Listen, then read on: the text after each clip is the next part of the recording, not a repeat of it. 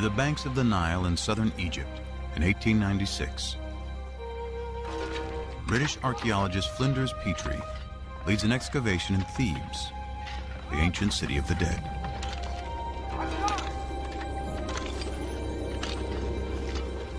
Here he unearths one of the most important discoveries in biblical archaeology.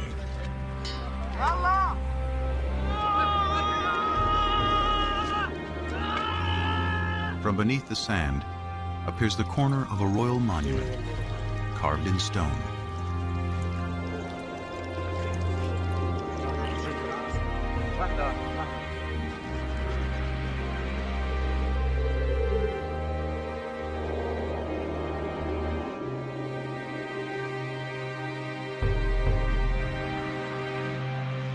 Dedicated in honor of Pharaoh Merneptah, son of Ramses the Great, it became known as the Merneptah Stela.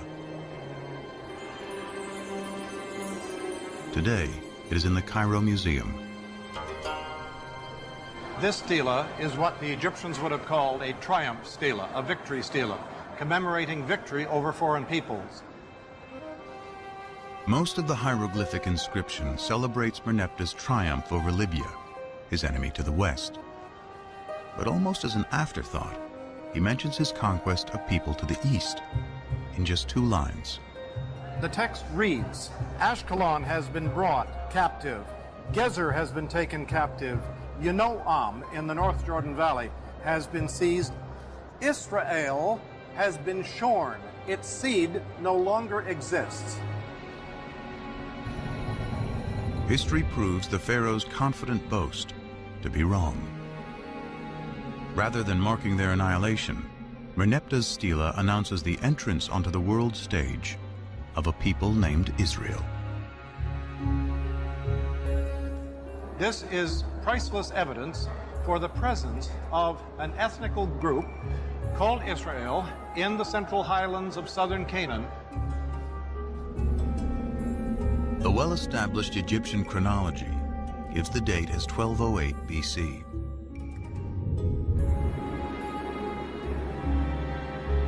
Merneptah's stela is powerful evidence that a people called the Israelites are living in Canaan, in what today includes Israel and Palestine, over 3,000 years ago.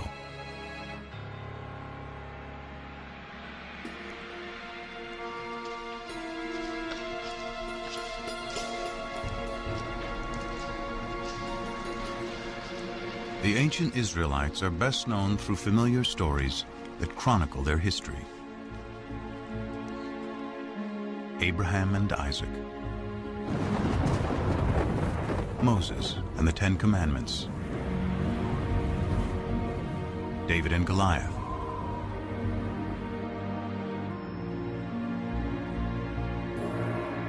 it is the ancient Israelites who write the Bible.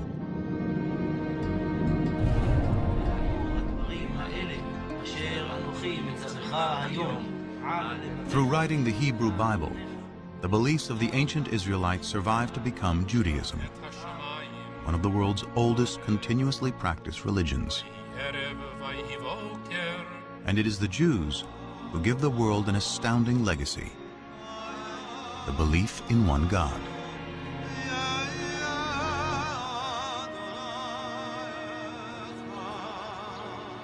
This belief will become the foundation of 2 other great monotheistic religions: Christianity and Islam.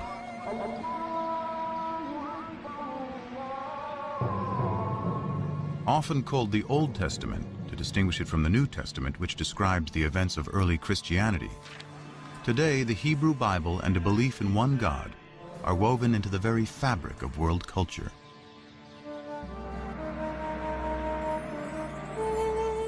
But in ancient times, all people, from the Egyptians to the Greeks to the Babylonians, worshiped many gods, usually in the form of idols.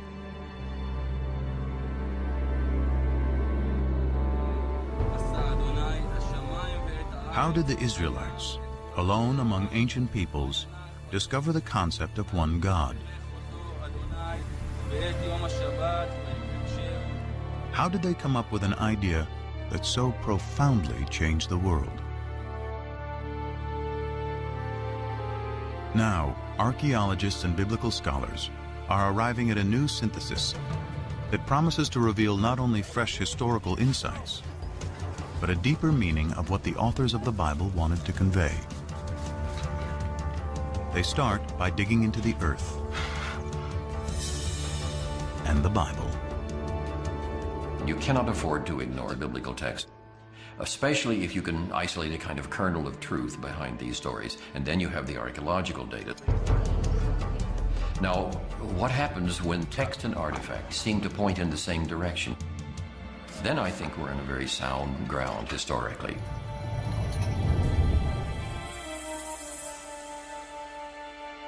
Scholars search for intersections between science and scripture. The earliest is the victory stela of the Egyptian pharaoh Merneptah from 1208 BC. Both the stela and the Bible place a people called the Israelites in the hill country of Canaan, which includes modern-day Israel and Palestine. It is here, between two of history's greatest empires, that Israel's story will unfold.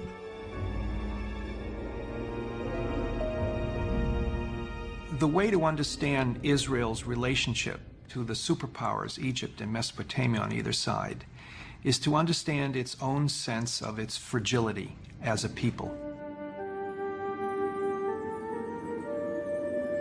The primary way in which the Bible looks at the origins of Israel is as a people coming to settle in the land of Israel. It's not indigenous. It's not a native state.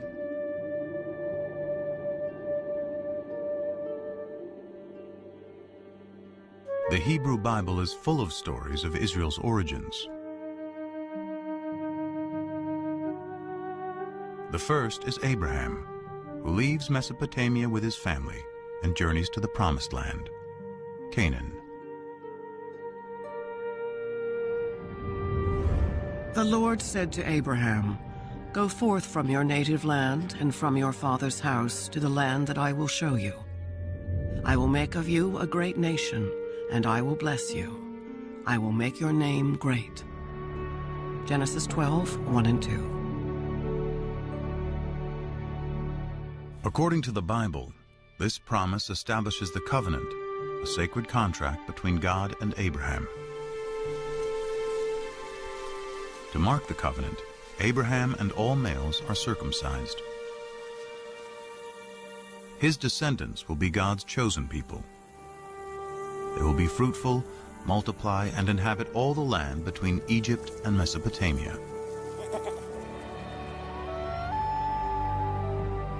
In return, Abraham and his people, who will become the Israelites, must worship a single God.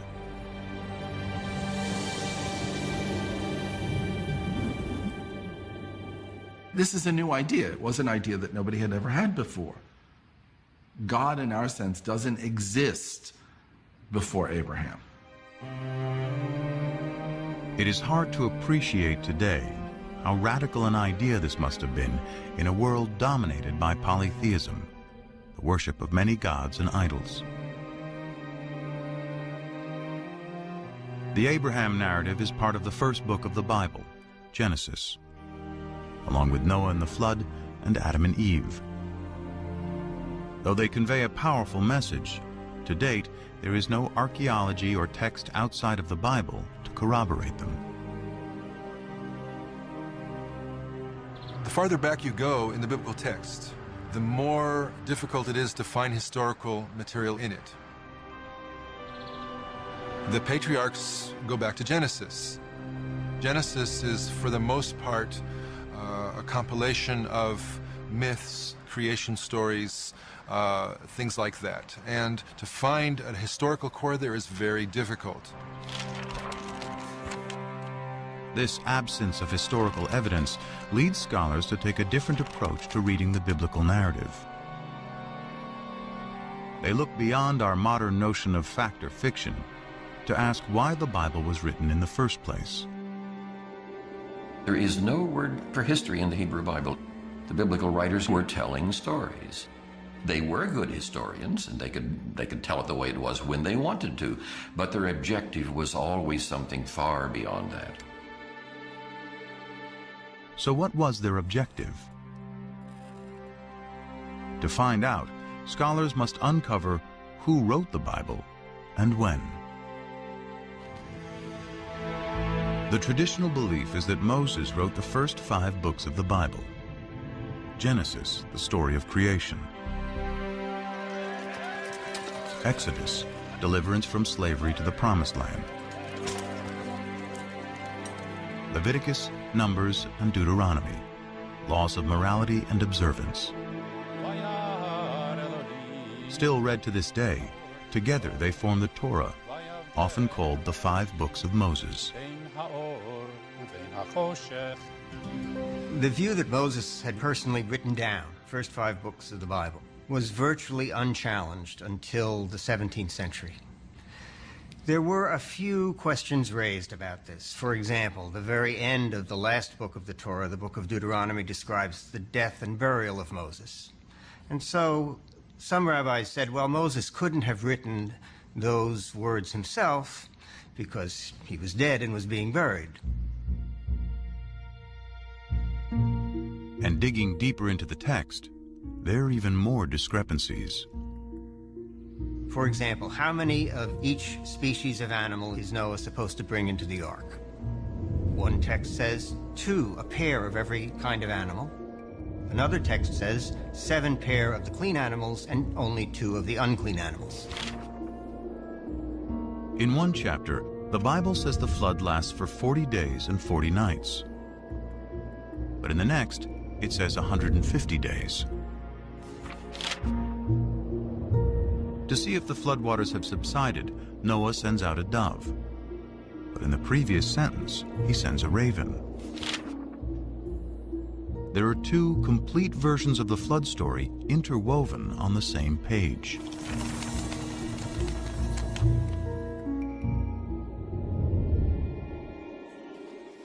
Many similar discrepancies throughout its pages suggest that the Bible has more than one writer.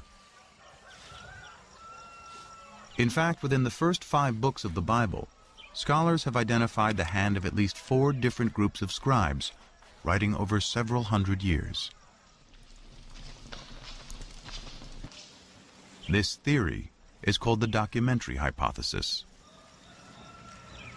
One way of thinking about it is as a kind of anthology that was made over the course of many centuries by different people, adding to it, subtracting from it, and so forth. But when did the process of writing the Bible begin?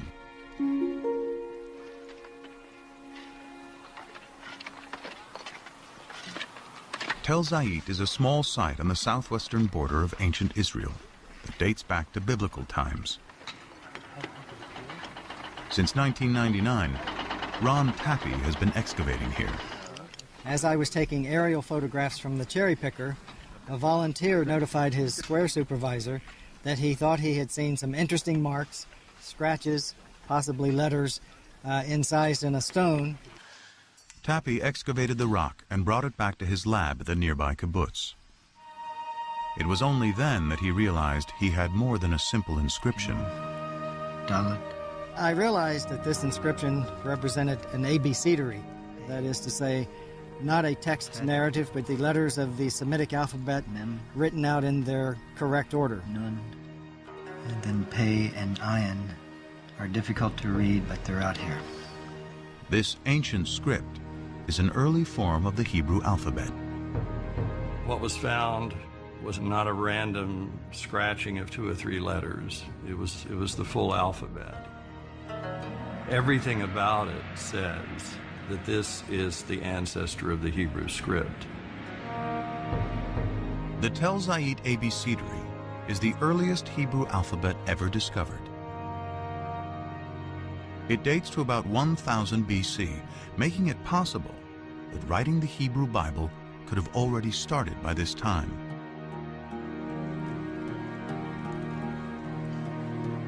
To discover the most ancient text in the Bible, scholars examine the Hebrew spelling, grammar, and vocabulary.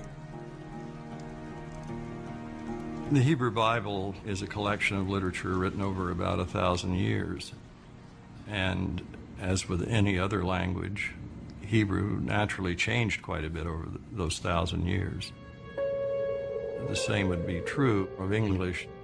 I'm speaking English of the 21st century, and if I were living in Elizabethan times, the words I choose, the syntax I use would be quite different. Scholars examine the Bible in its original Hebrew in search of the most archaic language, and therefore the oldest passages. They find it in Exodus, the second book of the Bible.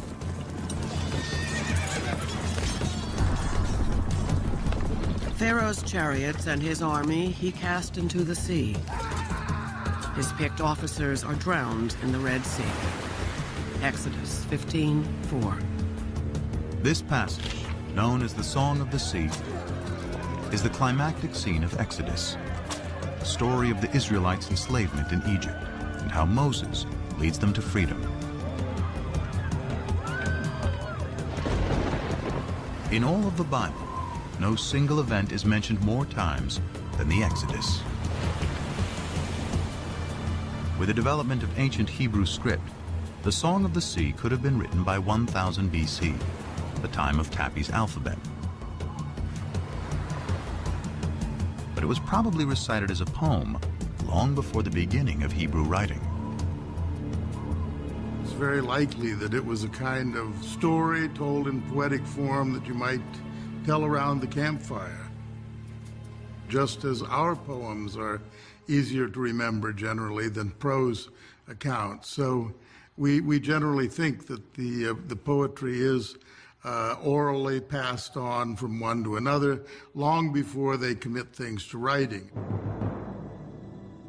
Because the poetry in Exodus is so ancient, is it possible the story has some historical core? Hey.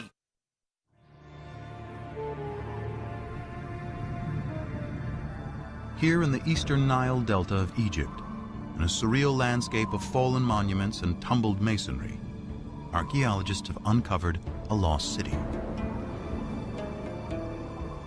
Inscribed on monuments throughout the site is the name of Ramses II, one of the most powerful Egyptian rulers. It is Ramses who is traditionally known as the Pharaoh of the Exodus. Ancient Egyptian texts call the city Piramesi, or House of Ramses, a name that resonates with the biblical story of Exodus. The only specific item mentioned in the Exodus story that we can probably connect with non-biblical material is the cities that the Hebrews were ordered to build, and they are named Pithom and Ramses. Scholars agree that the biblical city Ramses is the ancient Egyptian city Piramesi. Its ruins are here in present-day Tanis. Most of the Egyptologists identified Piramesi, the Ramses town, with Tanis, because here you have an abundance of Ramesside monuments. This convergence between archaeology and the Bible provides a time frame for the Exodus. It could not have happened before Ramses became king around 1275 BC. And it could not have happened after 1208 BC, when the stela of Pharaoh Merneptah, Ramses II's son, specifically locates the Israelites in Canaan.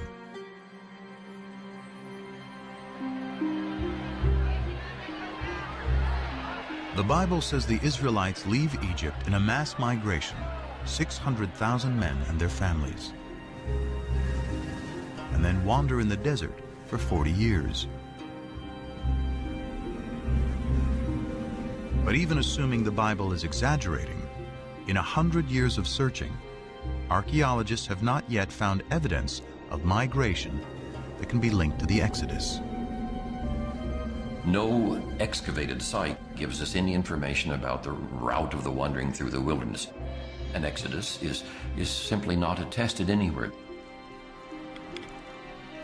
Any historical or archaeological confirmation of the Exodus remains elusive. Yet scholars have discovered that all 4 groups of biblical writers contributed to some part of the Exodus story. Perhaps it is for the same reason its message remains powerful to this day. Its inspiring theme of freedom. Freedom is a compelling notion, and that is one of the ways that we can understand the story of the Exodus, from being controlled by others to controlling oneself. The idea of a change from domination to autonomy, that these are very powerful ideas that resonate in the human spirit. And the Exodus gives narrative reality to those ideas.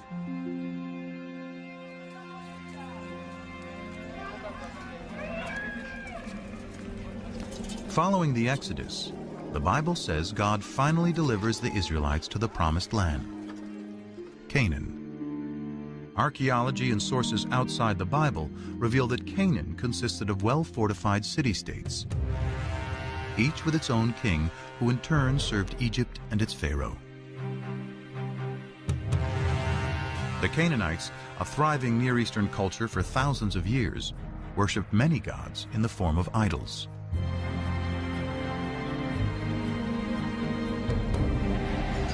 The Bible describes how a new leader, Joshua, takes the Israelites into Canaan in a blitzkrieg military campaign. So the people shouted, and the trumpets were blown. As soon as the people heard the sound of the trumpets, they raised a great shout, and the wall fell down flat. Joshua 6:20. But what does archaeology say? In the 1930s, British archaeologist John Garstang excavated at Jericho, the first Canaanite city in Joshua's campaign. Garstang uncovered dramatic evidence of destruction and declared he had found the very walls that Joshua had brought tumbling down.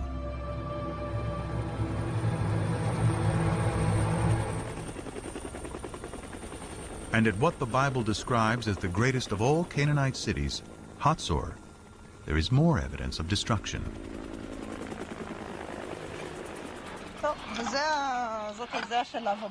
Today, Hatzor is being excavated by one of the leading Israeli archaeologists, Amnon Ben-Tor, and his protege and co-director, Sharon Zuckerman.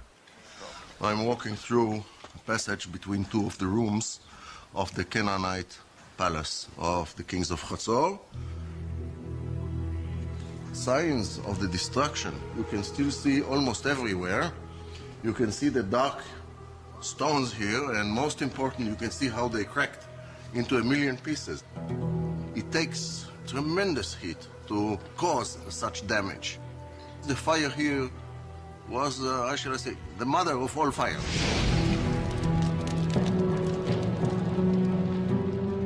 And there's another Canaanite city-state that Joshua and his army of Israelites are credited with laying waste. It's called Ai, and has been discovered in what is now the Palestinian territory of the West Bank. Here, archaeologist Hani Nur el-Din and his team are finding evidence of a rich Canaanite culture. The village first appears and developed to a city, and then there was a kind of fortification surrounding this settlement. These heaps of stones were once a magnificent palace and temples, which were eventually destroyed. But when the archaeologists date the destruction, they discover it occurred about 2200 BC. They date the destruction of Jericho to 1500 BC, and Hatzor's to about 1250 BC. Clearly, these city-states were not destroyed at the same time. They range over nearly 1,000 years.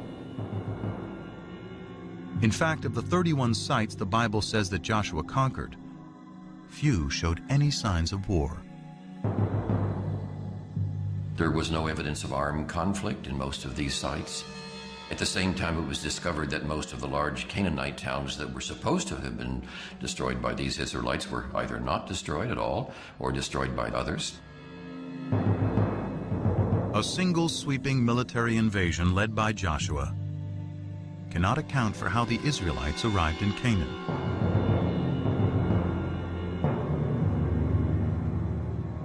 But the destruction of Hatzor does coincide with the time that the Merneptah Stela locates the Israelites in Canaan. So who destroyed Hatzor? Amnon Ben Tor still believes it was the Israelites who destroyed the city. But his co-director, Sharon Zuckerman, has a different idea. The final destruction itself consisted of the mutilation of statues of kings and gods.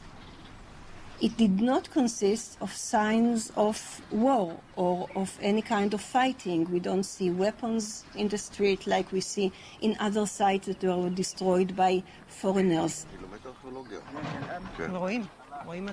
So if there was no invasion, what happened? Bobby, just be careful about the stones there, okay? Excavations reveal that Hatzor had a lower city of commoners, serfs and slaves, and an upper city with a king and wealthy elites. Zuckerman finds within the grand palaces of elite Hatzor areas of disrepair and abandonment. To archaeologists, signs of a culture in decline and rebellion from within.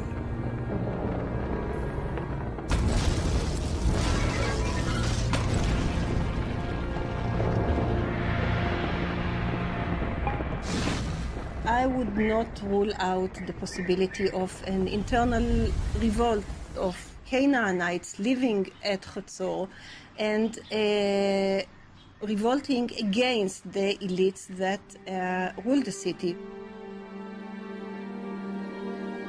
In fact, the entire Canaanite city-state system, including Hatzor and Jericho, breaks down. Archaeology and ancient texts clearly show that it is the result of a long period of decline and upheaval that sweeps through Mesopotamia, the Aegean region, and the Egyptian Empire around 1200 BC. And when the dust, as it were, settles, when we can begin to see what takes the place of this great state system, we find a number of new peoples suddenly coming into focus in a kind of void that is created with the dissolution of the great state system. Can archaeologists find the Israelites among these new people?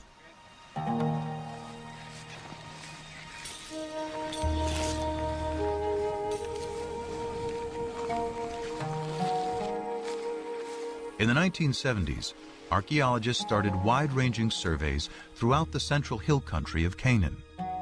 Today, primarily the Palestinian territory of the West Bank.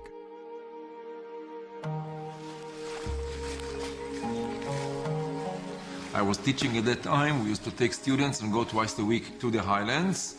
And every day we used to cover between 2 and 3 square kilometers. And this accumulates very slowly into the coverage of the entire area. Israel Finkelstein and teams of archaeologists walked out grids over large areas, collecting every fragment of ancient pottery lying on the surface.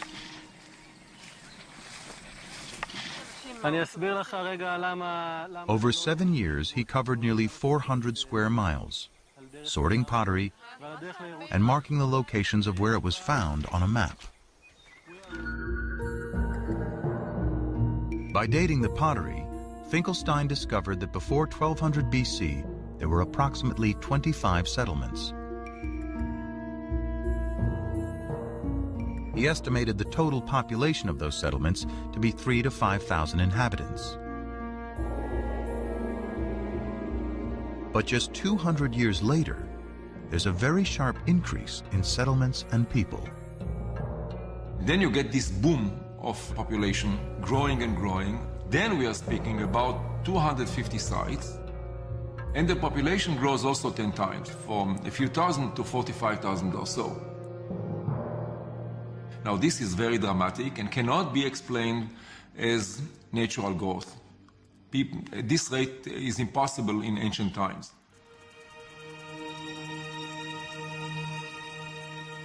If not natural growth, perhaps these are the waves of dispersed people settling down following the collapse of the great state systems.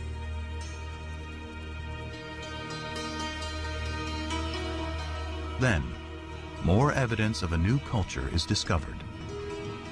A new type of simple dwelling never seen before. And it's in the exact location where both the Merneptah Stela and the Bible place the Israelites. The sites in which this type of house appears throughout the country, this is where Israelites lived. And they are sometimes even called the Israelite house, the Israelite type house. The people who lived in those villages seem to be arranged more or less in a kind of an egalitarian society because there are no major architectural installations. If you look at the finds are relatively poor. Pottery is more or less mundane. I don't want to offend the early settlers or the early Israelites.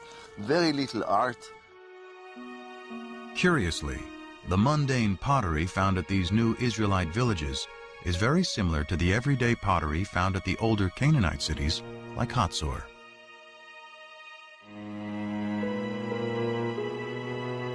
In fact, the Israelite house is practically the only thing that is different.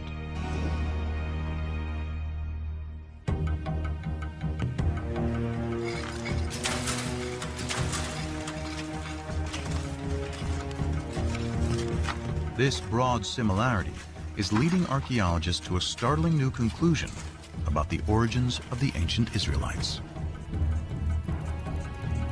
The notion is that most of the early Israelites were originally Canaanites, displaced Canaanites. The Israelites were always in the land of Israel. They were natives, but they were different kinds of groups. They were basically the have-nots. So what we're dealing with is a movement of peoples, but not an invasion of armed hordes from outside, but rather a social and economic revolution. Ancient texts describe how the Egyptian rulers and their Canaanite vassal kings burdened the lower classes of Canaan with taxes and even slavery. A radical new theory based on archaeology suggests what happens next. As that oppressive social system declines, families and tribes of serfs, slaves, and common Canaanites seize the opportunity. In search of a better way of life, they abandon the old city-states and head for the hills. Free from the oppression of their past, they eventually emerge in a new place as a new people. The Israelites. In the text, you have a story of the Israelites coming from outside and then besieging the Canaanite cities, destroying them, and then becoming a nation in the land of Canaan. 7 shards from the Middle Bronze Age. Whereas archaeology tells us something which is the opposite. The Late Bronze Age. According to archaeology, the rise of early Israel is an outcome of the collapse of Canaanite society, not the reason for that collapse. Archaeology reveals that the Israelites were themselves originally Canaanites.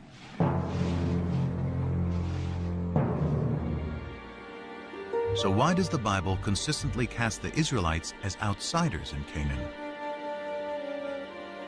Abraham's wanderings from Mesopotamia, Moses leading slaves out of Egypt and into the Promised Land, and Joshua conquering Canaan from outside. The answer may lie in their desire to forge a distinctly new identity.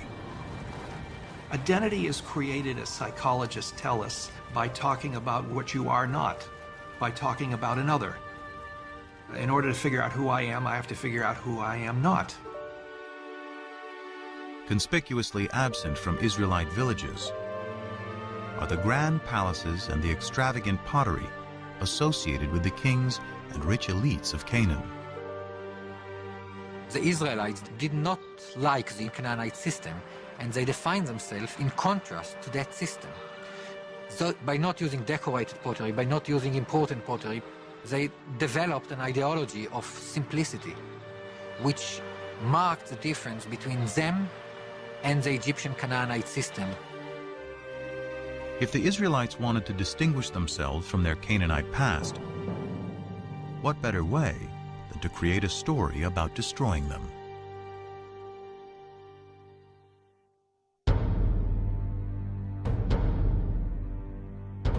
But the stories of Abraham, Exodus, and the conquest serve another purpose.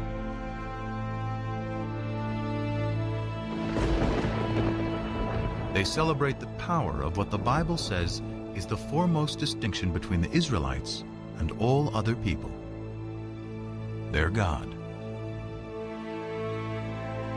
In later Judaism, the name of God is considered so sacred it is never to be spoken. We don't know exactly what it means.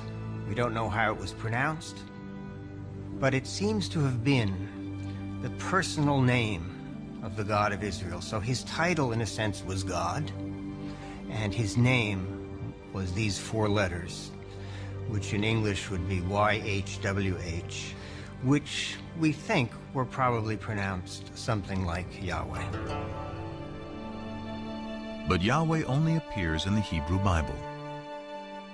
His name is nowhere to be found in Canaanite texts or stories. So where do the Israelites find their God?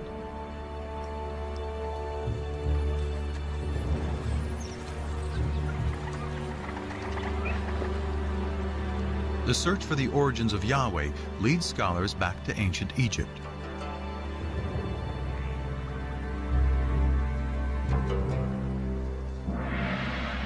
Here in the royal city of Karnak, for over 1,000 years, pharaohs celebrated their power with statues, obelisks, and carved murals on temple walls.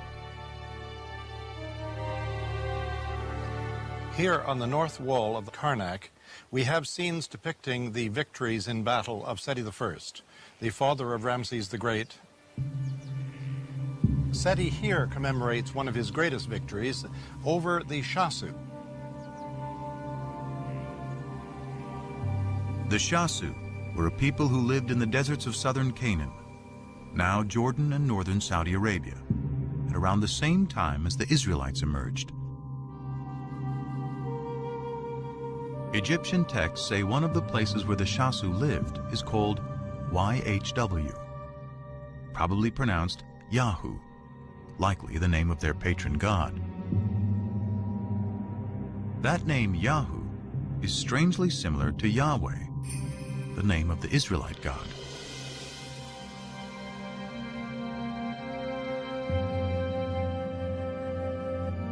In the Bible, the place where the Shasu lived is referred to as Midian.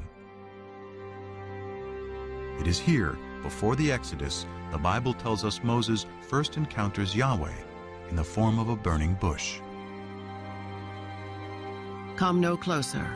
Remove the sandals from your feet, for the place on which you are standing is holy ground. God also said to Moses, "Thus you shall say to the Israelites, Yahweh, the God of your ancestors, has sent me to you. This is my name forever, and this my title for all generations." Exodus 3, 5 and 15. So we have in Egyptian sources something that appears to be a name like Yahweh in the vicinity of Midian. Here is Moses in Midian, and there a deity appears to him and reveals his name to Moses as Yahweh. These tantalizing connections are leading biblical scholars to re-examine the Exodus story.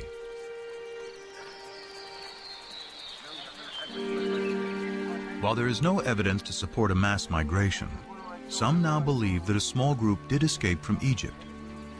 However, they were not Israelites, but rather Canaanite slaves.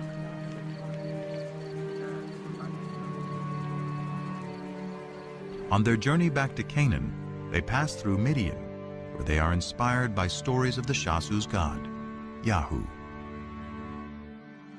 There was probably a group of people who fled from Egypt and had some divine experience. It was probably a small group demographically, but it was important, at least in ideology.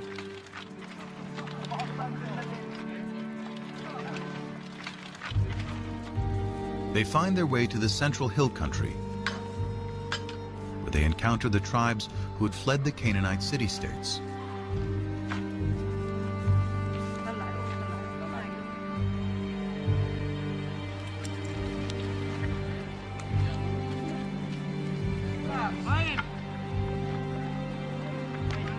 Their story of deliverance resonates in this emerging egalitarian society. The liberated slaves attribute their freedom to the God they met in Midian, who they now call Yahweh.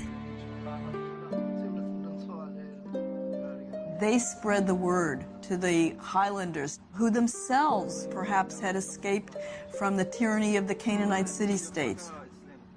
They spread the idea of a God who represented freedom, freedom for people to keep the fruits of their own labor. This was a message that was so powerful that it brought people together and gave them a new kind of identity. The identity of Israelites. They are a combination of disenfranchised Canaanites, runaway slaves from Egypt, and even nomads settling down. The Bible calls them a mixed multitude. According to the Hebrew Bible, early Israel was a motley crew, and we know that's the case now. But these people are bound together by a new vision. And I think the revolutionary spirit is probably there from the beginning. The chosen people may actually be people who chose to be free. Their story of escape, first told by word of mouth and poetry, helps forge a collective identity among the tribes.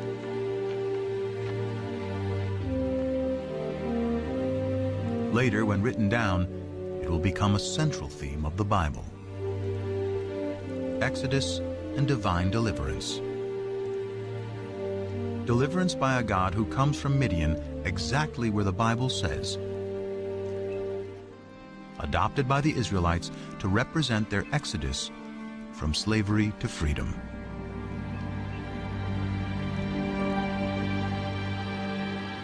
So is this the birth of monotheism? The common understanding of what differentiated the ancient Israelites from their neighbors was that their neighbors worshipped many different gods and goddesses, and the Israelites worshipped only the one true God. But that is not the case. This bull figurine, likely representing El, the chief god of the Canaanite deities, is one of thousands of idols discovered in Israelite sites. The Israelites frequently worshipped other gods. Now, maybe they weren't supposed to, but they did. So at least on a practical level, many, if not most, Israelites were not monotheists. The Bible's ideal of the Israelite worship of one God will have to wait.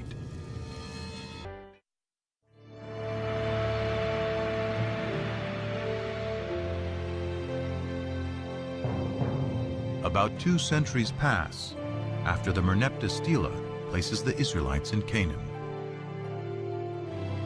Families grow into tribes.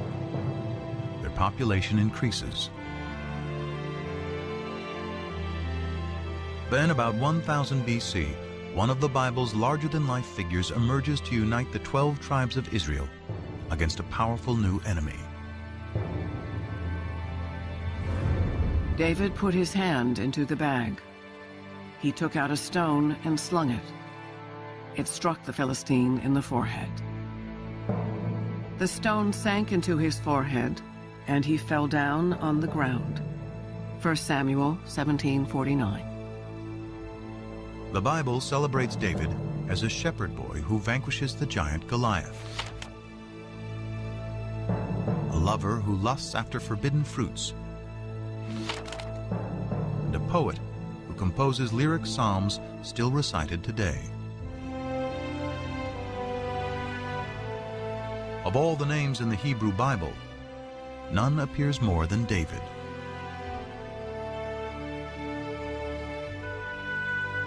Scriptures say David creates a kingdom that stretches from Egypt to Mesopotamia. He makes Jerusalem his royal capital. And in a new covenant, Yahweh promises that he and his descendants will rule forever.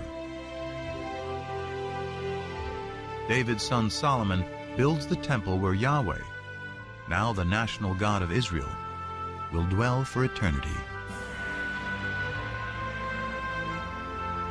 The kingdom of David and Solomon, one nation united under one God, according to the Bible.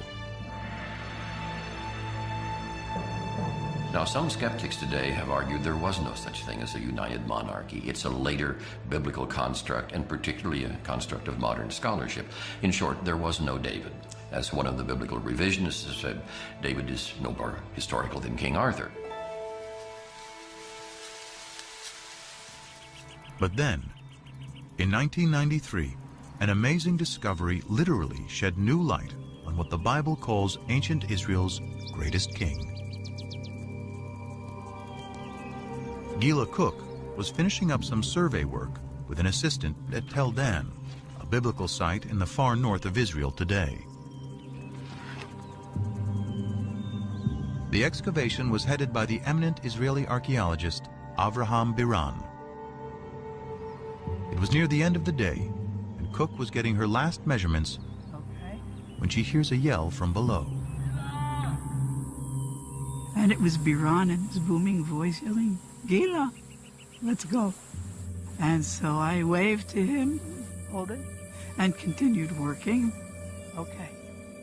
After being summoned by Biran a second time, Cook had her assistant load her up. And she started down the hill.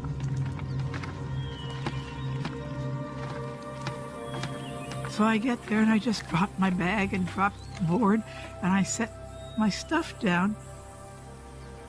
But something catches her eye.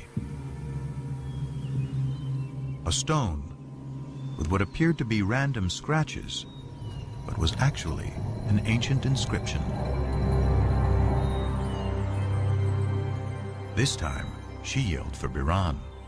And he looks at it and he looks at me and he says, "Oh my God." Cook had found a fragment of a victory stela written in Aramaic, an ancient language very similar to Hebrew. Dedicated by the king of Damascus, or one of his generals, it celebrates the conquest of Israel, boasting, "I slew mighty kings who harnessed thousands of chariots and thousands of horsemen. I killed the king of the house of David."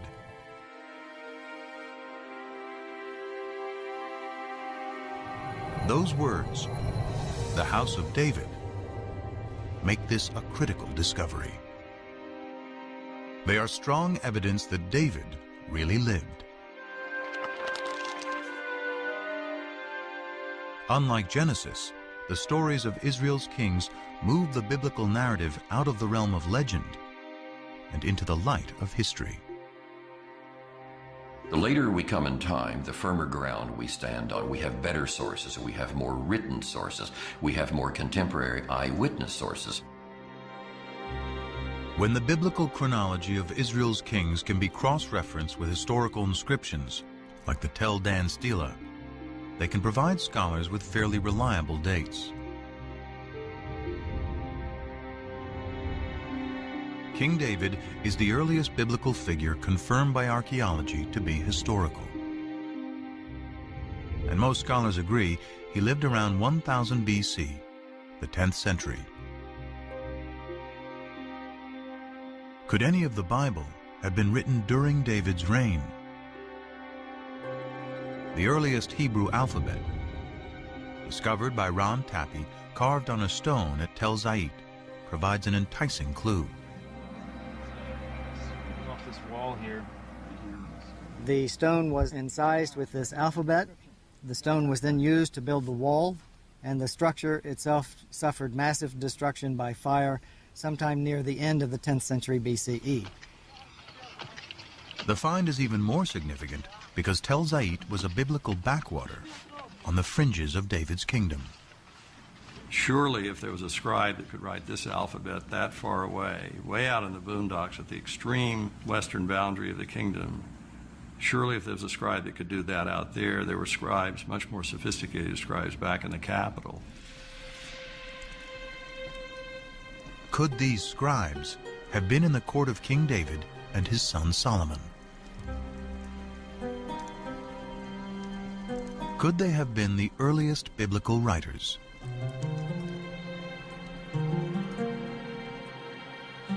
In the 18th century, German scholars uncovered a clue to who wrote the Bible, hidden in two different names for God. According to one account, Abraham knew God by his intimate personal name, conventionally pronounced Yahweh. Passages with the name Yahweh, which in German is spelled with a J, scholars refer to as J. But according to other accounts, Abraham knew God simply by the most common Hebrew word for God, which is Elohim. So the two different writers became known as E for Elohim and J for Yahweh. Most likely based on poetry and songs passed down for generations, they both write a version of Israel's distant past. The stories of Abraham and the Promised Land, Moses and the Exodus. The earliest of these sources is the one that is known as J, which many scholars dated to the 10th century BC, the time of David and Solomon. And because the backdrop for J's version of events is the area around Jerusalem, it's likely he lived there, perhaps in the royal courts of David and Solomon.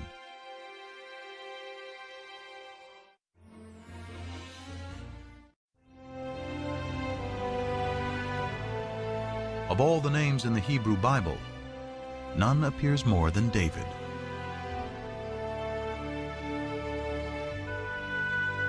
Scriptures say David creates a kingdom that stretches from Egypt to Mesopotamia. He makes Jerusalem his royal capital. And in a new covenant, Yahweh promises that he and his descendants will rule forever.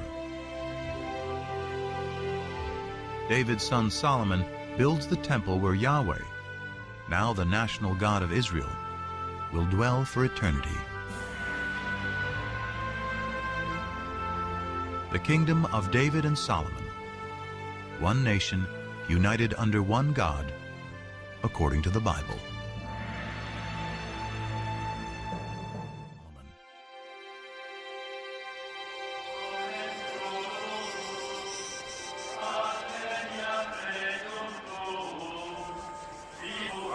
For over 100 years, archaeologists have searched Jerusalem for evidence of the kingdom of David.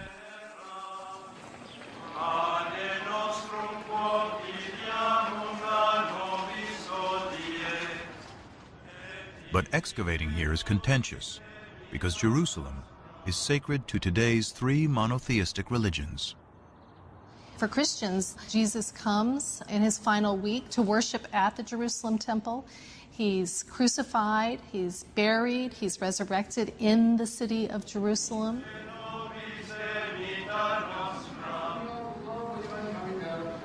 For Islam, it is the site where Muhammad comes in a sacred night journey. And today, the Dome of the Rock marks that spot. In Judaism, the stories of the Hebrew Bible of Solomon, of David, of the temples of Jerusalem, all of these take place, of course, in Jerusalem. So Jerusalem is a symbol of sacred space today, important for all three traditions. Despite the difficulties, Israeli archaeologist Eilat Mazar went digging in the most ancient part of Jerusalem, today called the City of David. We started the excavations here because we wanted to check and to examine the possibility that the remains of King David's palace are here.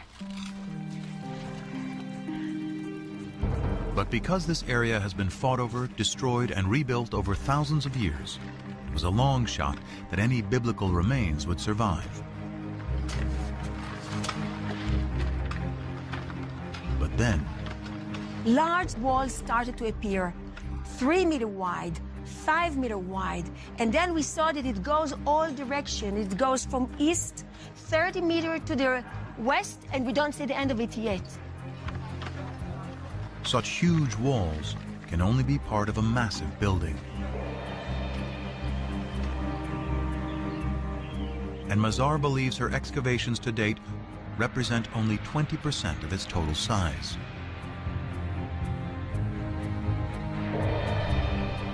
Such a huge structure shows centralization and capability of construction. It can be only royal structure. This huge complex may be evidence of a kingdom. But is it David's kingdom?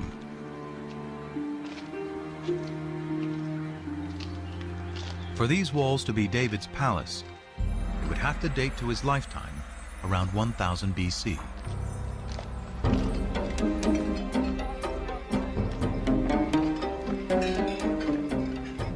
The problem is stone walls can never be dated on their own. Biblical archaeologists date ruins based on the pottery they find associated with those ruins.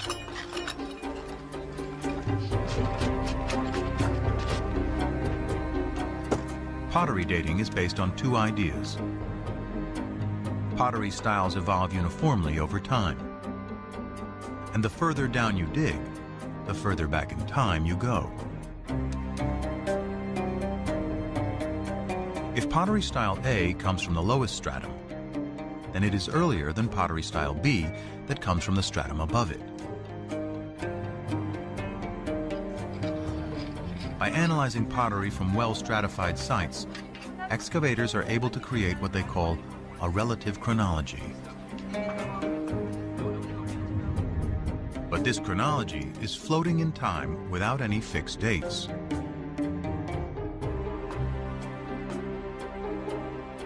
To anchor this chronology, William Foxwell Albright, considered the father of biblical archaeology, used events mentioned in both the Bible and Egyptian and Mesopotamian texts to assign dates to pottery styles. Albright's chronology, slightly modified, is what Mazar uses to date her massive building, and what most archaeologists use today.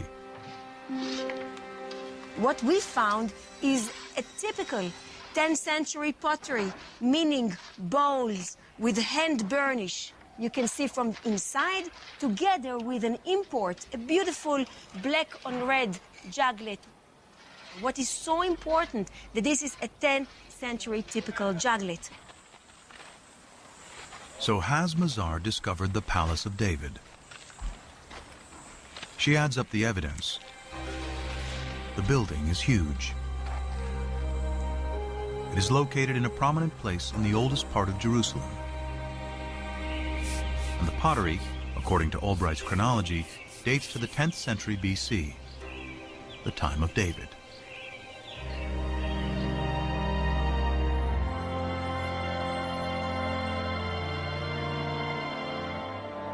Mazar believes she has indeed found the palace of David.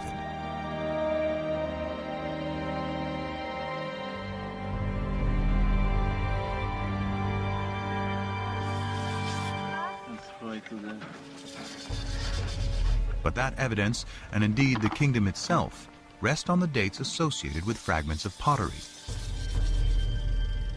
And some critics argue the system for dating that pottery relies too heavily on the Bible. Archaeologists in the past did not rely too heavily on the Bible. They relied only on the Bible. We have a problem in dating. How do you date in archaeology? You need an anchor from outside.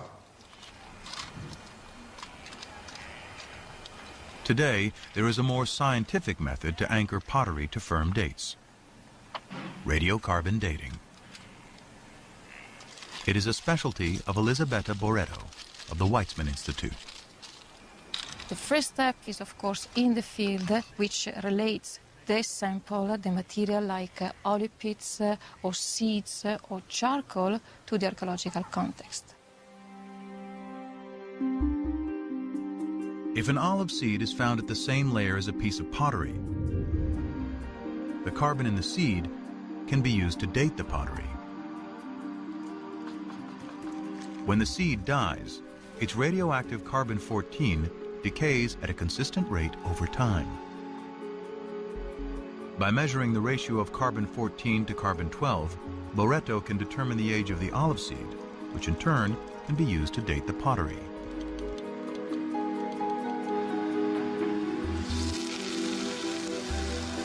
Boretto has meticulously collected and analyzed hundreds of samples from over 20 sites throughout Israel. Her carbon samples date the pottery that Albright and most archaeologists associate with the time of David and Solomon to around 75 years later.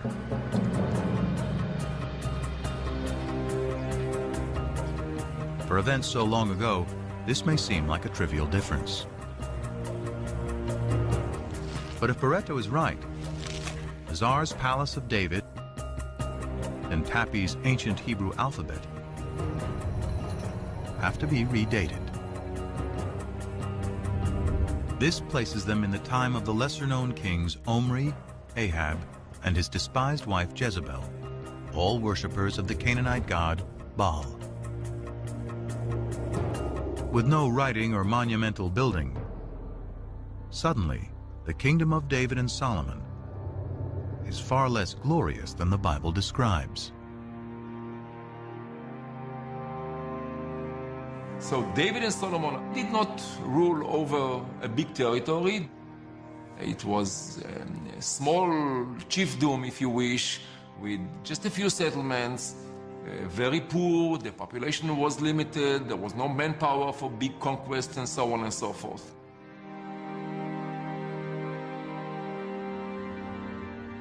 This would make David a petty warlord ruling over a chiefdom, and his royal capital, Jerusalem, nothing more than a cow town. These are the results of the radiocarbon dating. He or she who decide to ignore these results, I treat them as if arguing that the world is flat, that the earth is flat, and I cannot argue anymore. But it's not so simple. Other teams collected radiocarbon samples following the same meticulous methodology. According to their results, Mazar's palace and Tappy's alphabet can date to the 10th century, the time of David and Solomon. How can this discrepancy be explained? The problem is that these radiocarbon dates have a margin of error of plus or minus 30 years, about the difference between the two sides. Pottery and radiocarbon dating alone cannot determine if the kingdom of David and Solomon was as large and prosperous as described in the Bible.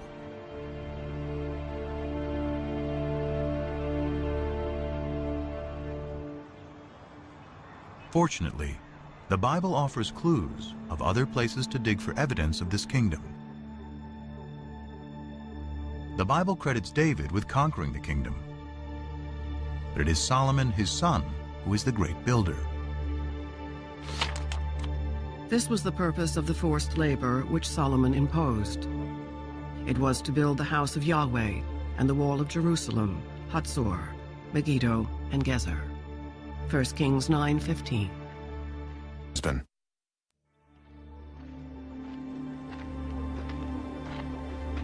Here in Hatzor, Amnon Ben-Tor, director of excavations, believes this may be evidence of Solomon's building campaign.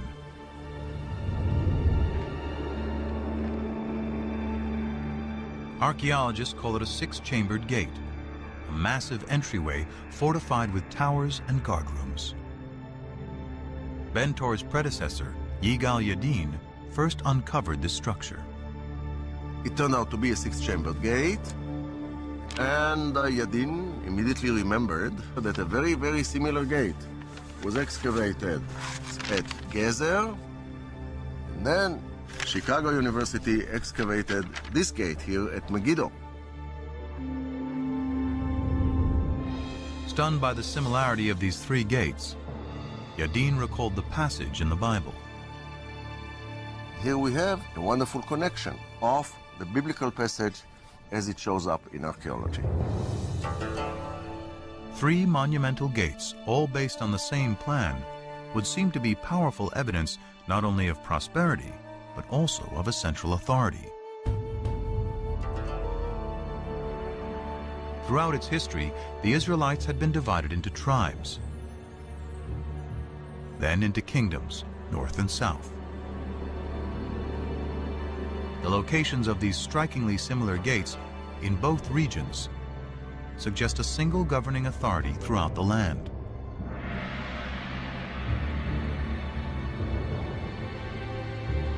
But how can we be sure this is the kingdom of David and Solomon?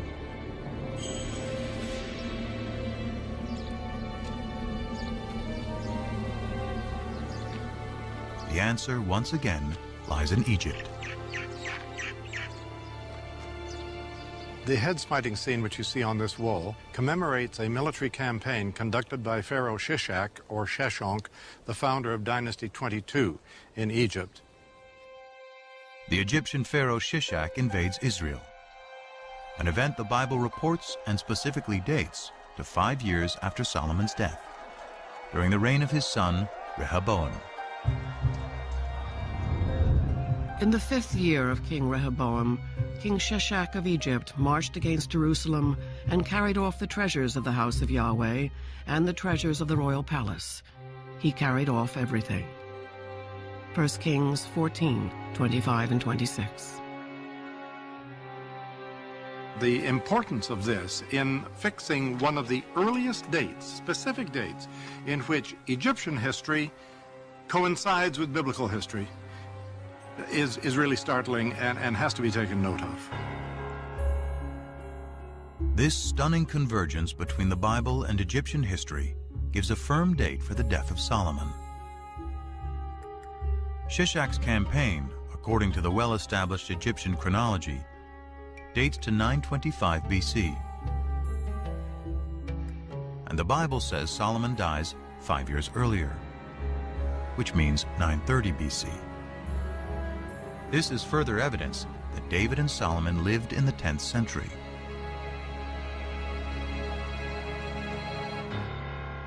But there's even more hidden in these walls. These ovals, with their depictions of bound captives and city walls, represent places Pharaoh Shishak conquered in Israel.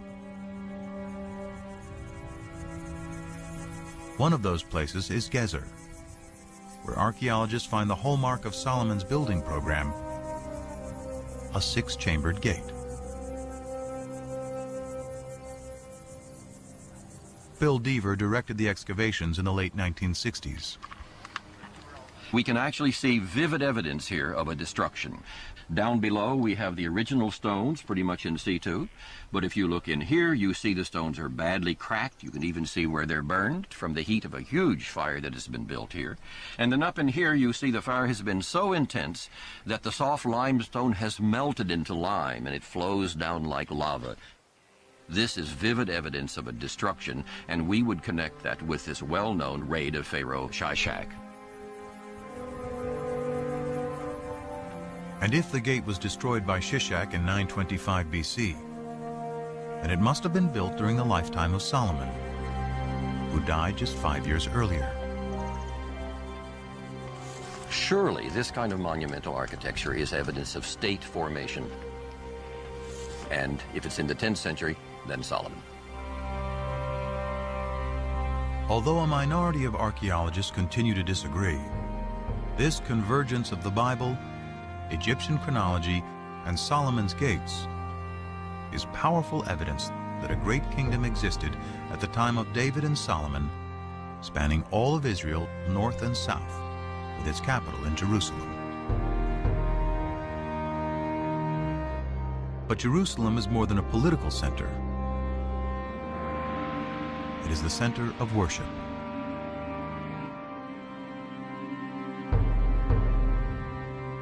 The magic of Jerusalem is the magic of the temple.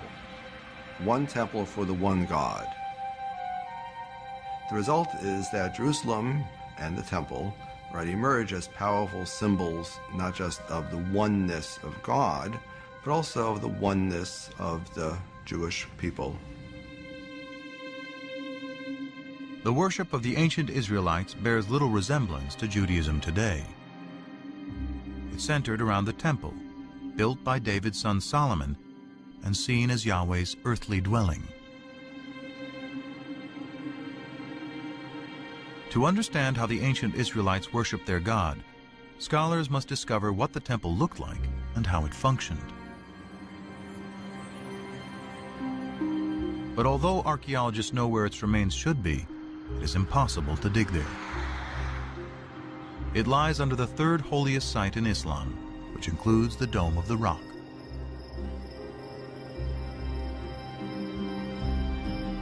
Not a stone of Solomon's temple has ever been excavated. But the Bible offers a remarkably detailed description. The house which King Solomon built for Yahweh was 60 cubits long, 20 cubits wide, and 30 cubits high.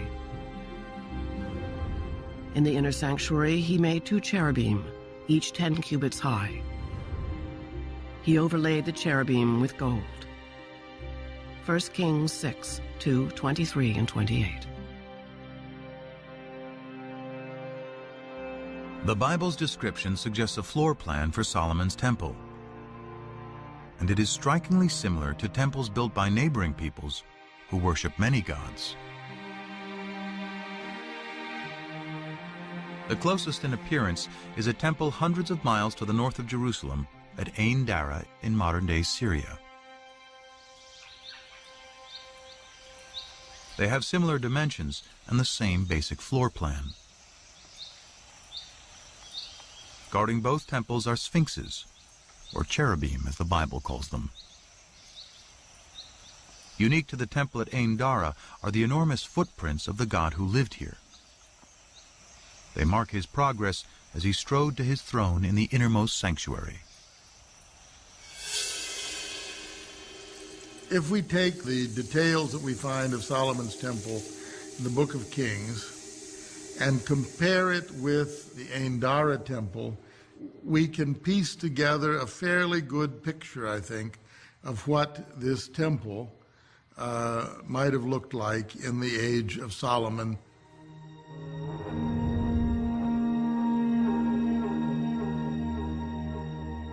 Now it is possible to reconstruct with some confidence how Solomon's temple may have looked and how the ancient Israelites worshiped their God.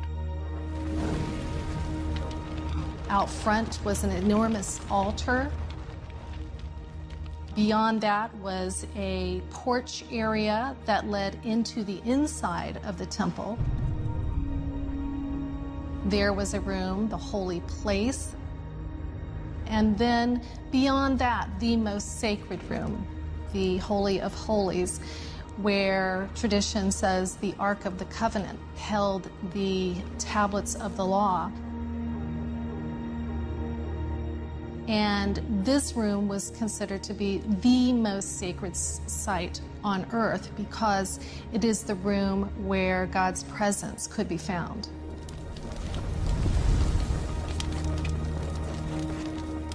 And the ancient Israelites believed their God demanded a very specific form of worship.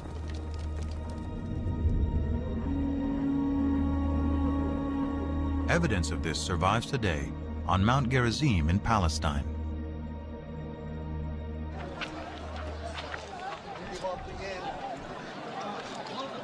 The Samaritans who live here claim direct descent from the ancient tribes of Israel.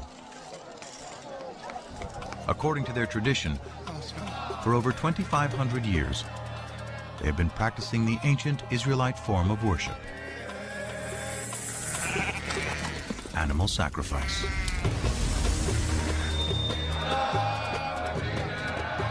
The primary function is to make a connection between our mundane world and the divine world.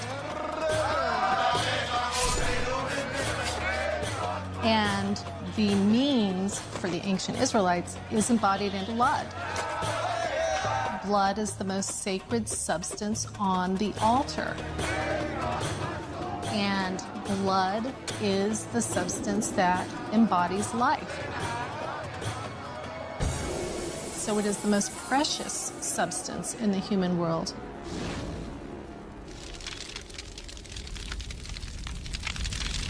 But while the priests were offering sacrifice to Yahweh in the temple, many Israelites were not as loyal.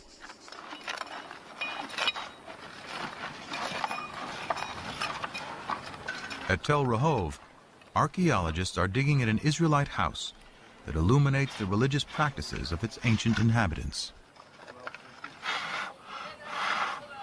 Well, we just found this beautiful, exceptional clay figurine showing a goddess, a fertility goddess, that was worshipped here in Israel.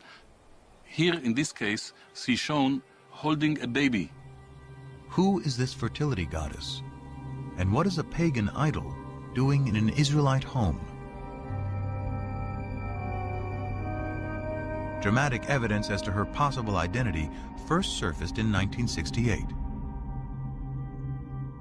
Bill Deaver was carrying out salvage excavations in tombs in southern Israel when a local brought him an inscription that had been robbed from one of them.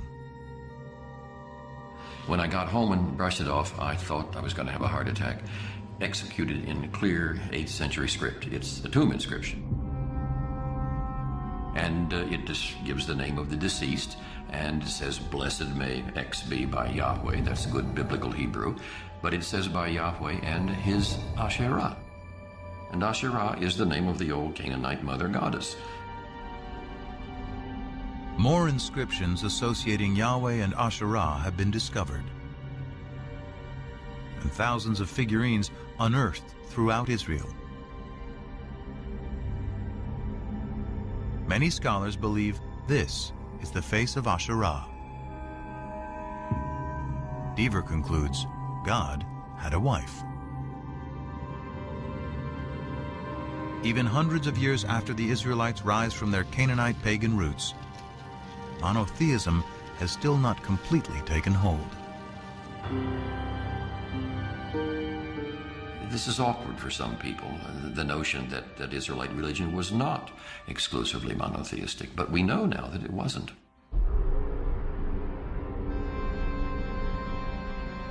The Bible admits the Israelites continue to worship Asherah and other Canaanite gods, such as Baal.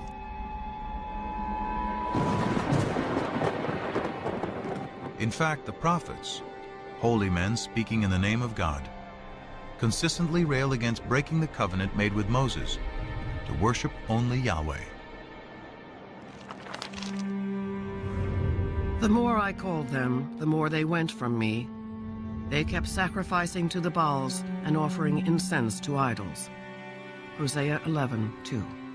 The Israelites had made a contract with God If they kept it, God would reward them. If they broke it, he would punish them. He would punish them by using foreign powers as his instruments. Events seemed to fulfill the prophet's dire predictions. Soon after Solomon's death, the 10 northern tribes rebel and form the northern kingdom of Israel. Then a powerful new enemy storms out of Mesopotamia to create the largest empire the Near East had ever known, the Assyrians. The Assyrians were the overpowering military force, and Israel and Judah, the two states that the Bible talks about as the states making up the people Israel, fell under the sway of the Assyrian juggernaut. Numerous Assyrian texts and reliefs vividly document their domination of Israel and Judah.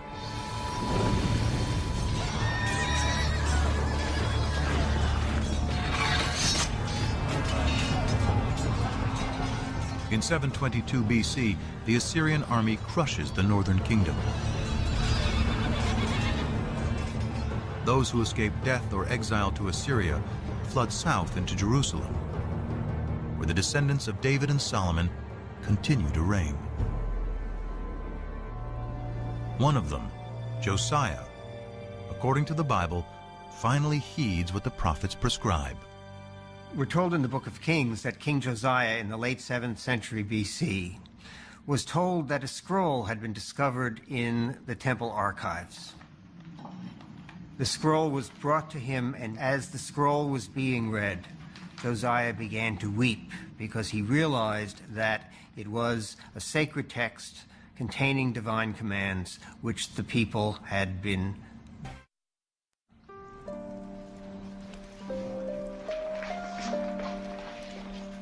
Scholars believe that the lost scroll is part of the 5th book of the Torah, Deuteronomy, a detailed code of laws and observance. It inspires another group of scribes in the 7th century BC, whom scholars call the D-writers.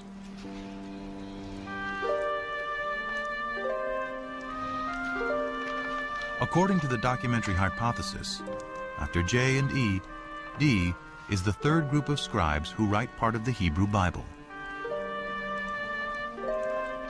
D retells the Exodus story and reaffirms the covenant Moses made between God and the Israelite people. You should love the Lord your God because he has loved you. He has loved you more than any other nation. So the divine love for Israel requires a corresponding loyalty to God, an exclusive loyalty to God. And Deuteronomy, more than other parts of the Bible, is insistent that only the God of Israel is to be worshipped. To enforce the covenant, Josiah orders that idols and altars to all other deities be destroyed. The book of Deuteronomy contains the clearest prohibition of the worship of other gods, the 10 Commandments. I am Yahweh, your God. You shall have no other gods before me. You shall not make for yourself an idol. You shall not bow down to them or worship them. Deuteronomy 5, 6-9. The 10 Commandments appears in 2 books of the Bible, in Deuteronomy and in Exodus. It is not only a contract with Yahweh, it is also a code of conduct between people. The revelation of the 10 Commandments is an ethical revelation. And that's where the idea of justice comes in, because that's the most important thing about the way in which we treat one another. We will not kill him, we will not steal from him, and we will not lie about him.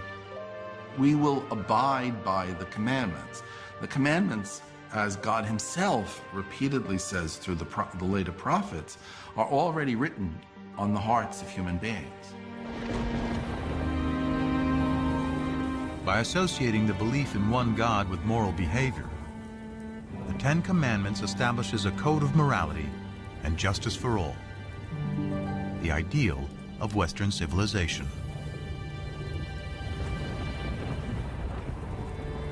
Despite Josiah's reforms, the ancient Israelites continued to worship other gods. Their acceptance of one God and the triumph of monotheism begins with a series of events vividly attested through archaeology, ancient texts, and the Bible.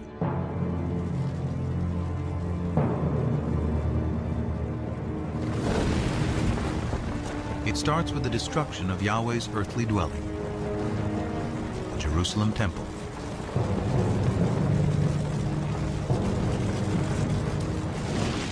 In 586 BC, after defeating the Assyrians, a new Mesopotamian empire invades Israel. The Babylonians ransack the temple and systematically burn the sacred city.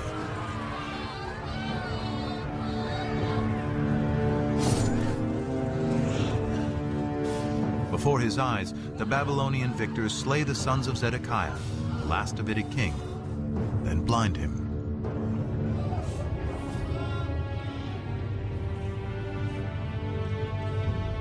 The covenant, the promise made by Yahweh to his chosen people and to David, that his dynasty would rule eternally in Jerusalem, is broken.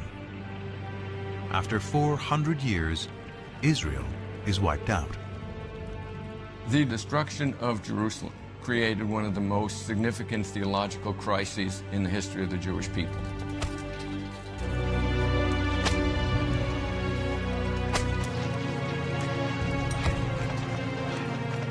The Babylonians round up the Israelite priests, prophets, and scribes and drag them in chains to Babylon.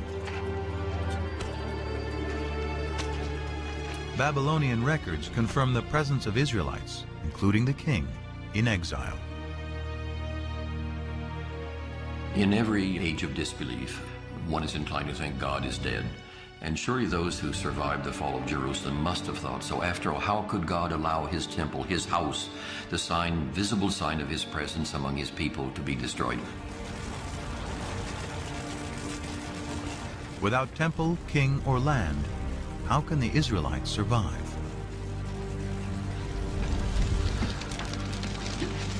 Their journey begins with the ancient scrolls, which some scholars speculate were rescued from the flames of the destruction. Among the exiles from Jerusalem to Babylon were priests from the temple. And they seem to have brought with them their sacred documents, their sacred traditions.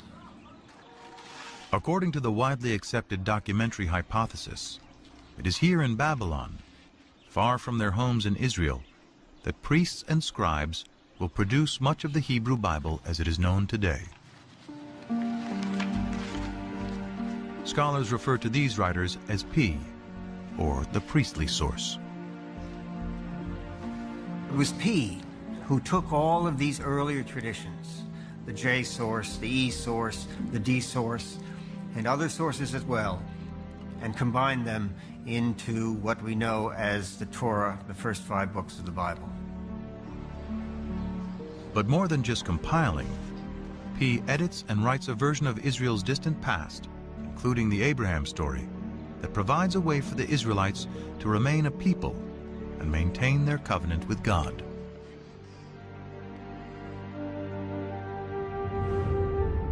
You shall circumcise the flesh of your foreskins, and it shall be a sign of the covenant between me and you. Genesis 17:11. When Genesis 17 attributes a covenantal value to circumcision, it is not really talking about Abraham. It is really talking about the exiles of the 6th century BCE, who, far from their native home, were desperately trying to find a way to reaffirm their difference. Therefore, they began to look at circumcision as not simply another practice, but rather as the marker of the covenant, and they attributed this view back to Abraham. To the exiles, the Babylonians are the new Canaanites, the idol-worshipping, uncircumcised peoples from whom they must remain apart.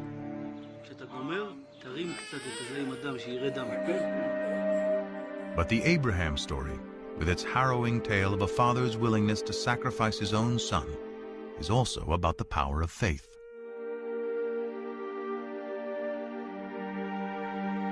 It is no coincidence that the exiled peace scribes place Abraham's origins in Ur, just down the river from Babylon.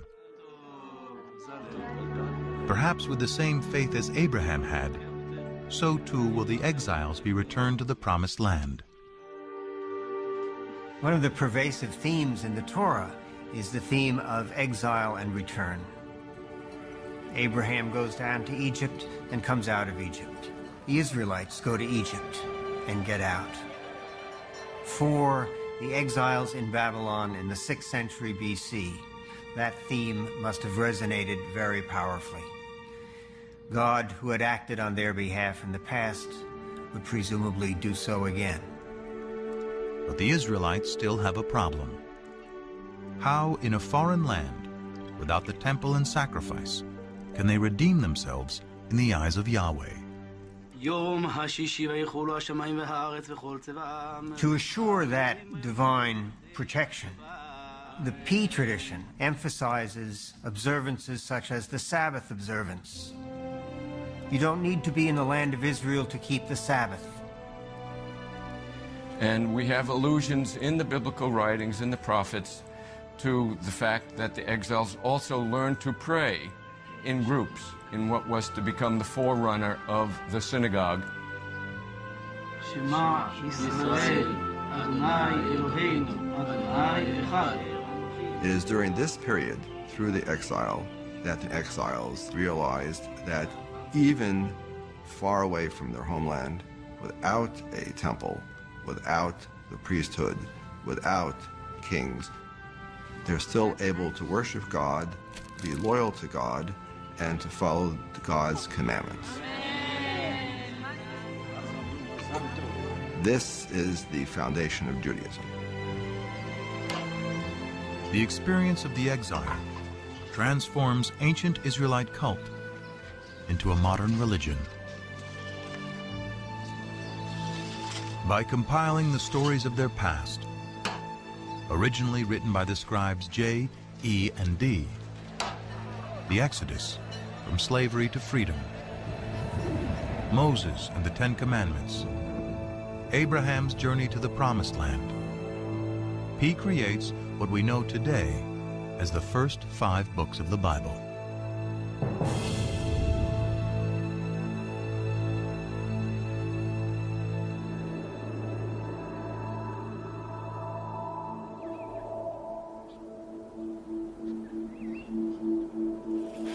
Though this theory is widely accepted, physical evidence of any biblical text from the exile or earlier is hard to come by.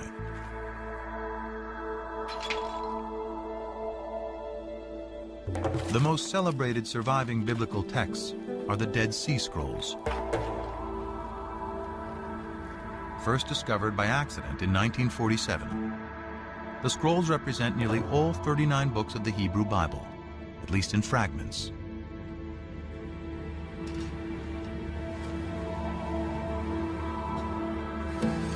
They survived because they were deposited in the perfect environment for preservation: the hot, dry desert. Archaeologists suspect there were at least hundreds more scrolls throughout Israel. But because they were written on papyrus or animal skins, they have long since decomposed. Even though the earliest of the Dead Sea Scrolls date to the 3rd and 2nd centuries BC, that doesn't mean that they're the first copies or examples of this work that were ever written. It means that they already stand in a line of tradition that had been established by the time the scrolls were written.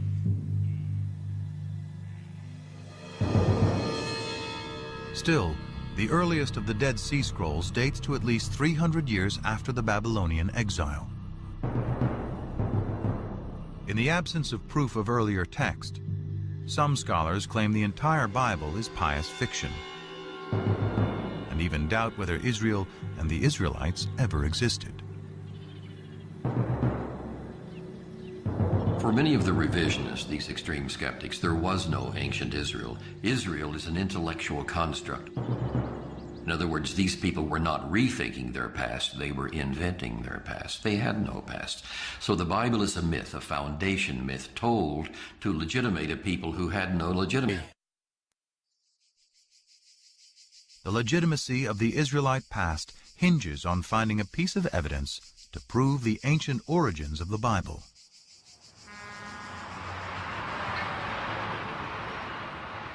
What would be the discovery of a lifetime starts outside the walls of Jerusalem in an old cemetery. We came here and excavated 7 of these burial caves. The burial caves date back to the 7th century BC, somewhere around the time of King Josiah. But the caves were found looted, so we didn't anticipate too much. Gabriel Barkai instructed a 13-year-old volunteer to clean up a tomb for photographs. Instead of that, he was bored, he was alone, and he had a hammer, and he began banging on the floor. But the floor turned out to be a fallen ceiling.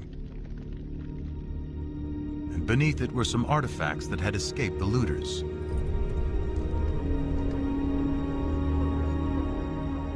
Among the hundreds of grave goods, one artifact stood out. It looked like a cigarette butt. It was cylindrical, about 1 inch in size, about ½ an inch in diameter, and it was very clear it is made of silver. It was some kind of a tiny scroll. A second, slightly smaller scroll was also found, and both were taken to the labs at the Israel Museum.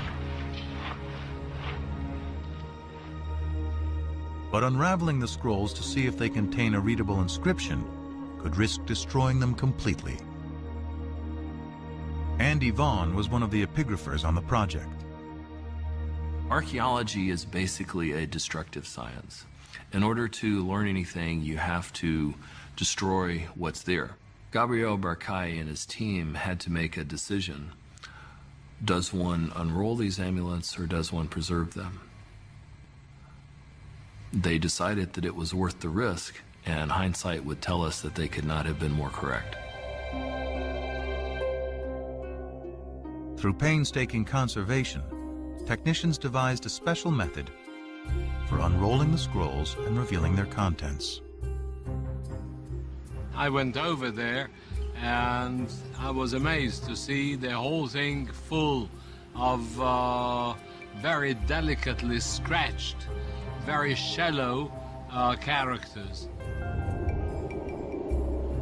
The first word that I could decipher already on the spot was Yud Hey Vav Hey, which is the 4-lettered, unpronounceable name of God.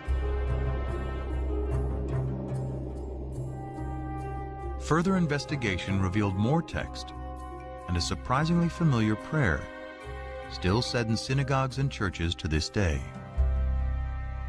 May the Lord bless you and keep you. May the Lord make his face to shine upon you and be gracious to you. May the Lord lift up his countenance upon you and give you peace. Numbers 6:24-26.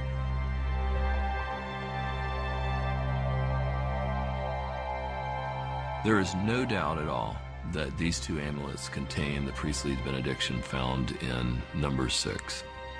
These inscriptions are thus very important because they're the earliest references we have to the written biblical narratives. The archaeological context was very clear because it was found together with pottery dating back to the 7th century BC.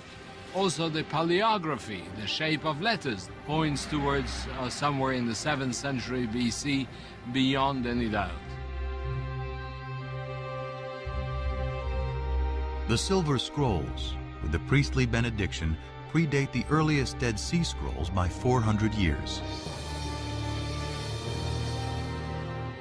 It is an amazing find, proving that at least some verses of the Bible were written in ancient times during the reign of King David's descendants. By giving us text from before the Babylonian exile, the Silver Scrolls confirm that the Hebrew Bible is created from poetry, oral traditions, and prayers that go back to the time of Josiah's D-writer, and likely beyond to writers E and J.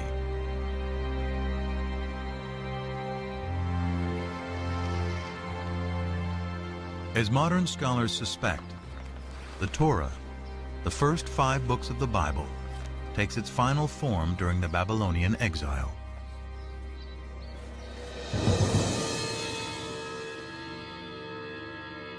But dwarfed by the mighty temples and giant statues of Babylonian gods, the Israelites must also confront the fundamental question: why did their God, Yahweh, forsake them? In the ancient world, if your country was destroyed by another country, it meant that their gods were more powerful than your God. And the natural thing to do was to worship the more powerful God. But the survivors continued to worship Yahweh and struggled to understand how this could have happened. They resort first to a standard form of explanation, which is found elsewhere in the ancient Near East. We must have done something wrong to incur the wrath of our God. It's out of this that comes the reflection that polytheism was our downfall. There is, after all, only one God. The Israelites abandon the folly of polytheism. Monotheism triumphs, and the archaeological evidence proves it. Before the destruction of the first temple, wherever we dig, in whatever part of the Judean country, we find sanctuaries, and more often we find hundreds and thousands of figurines, even in Jerusalem itself. But after the destruction, there are none. We are speaking about 1,000 in before, and nothing, completely nothing at all after. Monotheism is well ensconced, firmly ensconced. So something major happened, which is very hard to trace. But that was a searing experience, that time of the exile. Through the experience of the exile and writing the Bible, the concept of God, as it is known today, is born. In a way, P created something that was much greater, because it was greater than any individual land or kingdom. It was a kind of a universal religion based on a creator God, not just a God of a single nation, but the God of the world, the God of the universe. This moves Yahweh into the realm of being a universal deity who has the power to affect what happens in the whole universe. This makes the God of ancient Israel the universal God of the world that resonates with people, at least in Jewish, Christian, and Muslim tradition to this very day.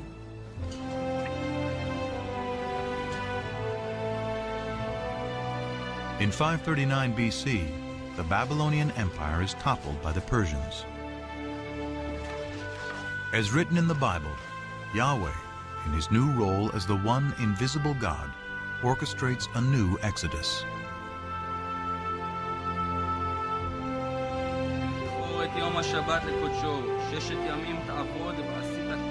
Among one group of returning exiles is the prophet Ezra. Back in Jerusalem, he gives a public reading of the newly written Torah to re-establish the covenant. All the people gathered together. They told the scribe Ezra to bring the book of the law of Moses, which the Lord had given to Israel. He read from it from early morning until midday, and the ears of all the people were attentive to the book of the law. Nehemiah 8, 1-3. To me, it's one of the most moving moments in the whole Bible. Ezra returns with the Bible in his hands, so we have the feeling that the process begun in the exile is finally finished, and Ezra has a copy.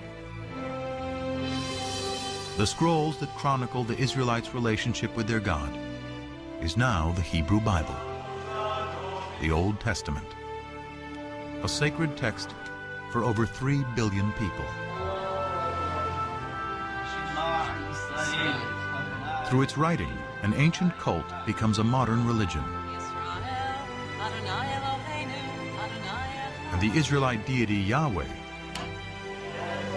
transforms into the God of the three great monotheistic religions.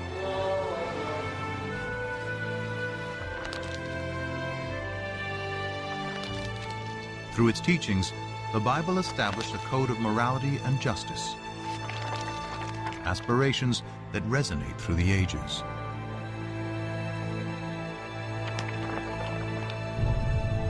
More than fact or fiction, at the intersection of science and scriptures is a story that began over 3,000 years ago and continues to this day.